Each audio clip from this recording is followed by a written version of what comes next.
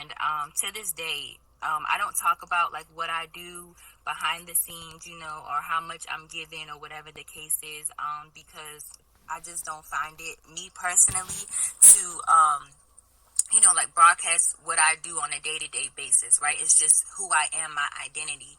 But I remember this one time, and let me tell y'all how God works. This one time, back when I was living in Cali, I was driving trying to find something, and I ended up in this like off the road type of parking lot. Like it just looked like a beat up parking lot, right? I didn't know why I was there.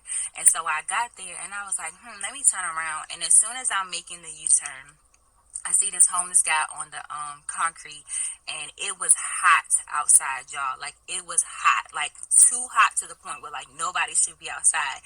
And so I'm the type of person, like when I see homeless people, especially when it's hot, when it's cold, like and like maybe I don't have anything to give, and the Holy Spirit will always be like, the highest thing that you can give is a prayer, right? And so, but I get teary-eyed. Like I literally like want to cry when I see homeless people. Like I don't like it at all.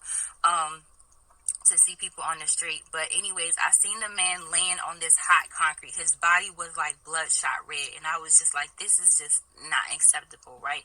And so I was convicted in my spirit. Like I didn't even think twice. And literally in that moment, y'all, I had no money to my name and I had no food. I think for food I had like 2 bottles of water that I had in my aunt's house, and like some crackers. Like it was the very minimum. It was like the only food that I had to myself in that moment.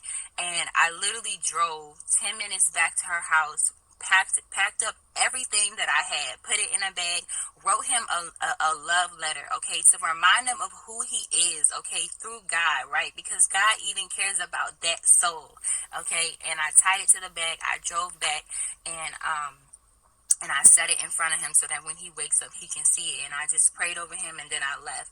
Okay, but it's things like that where you're doing something so loving, right, and so genuine, and God honors that. And it wasn't even seconds later, right, that money had came in, right, for me to get food in that moment. Okay, and so I don't know who this is for, but God is just saying a reminder that today, and maybe the rest of this week, I would challenge you to take yourself out of the equation and what you need, and just do something that you can do for someone else, right? Because there is always someone that is in a worse predicament than you are, okay? Regardless of what you need in this moment. And guess what? Even though you may not have materialistic things or resources, my God, thank you, Holy Spirit.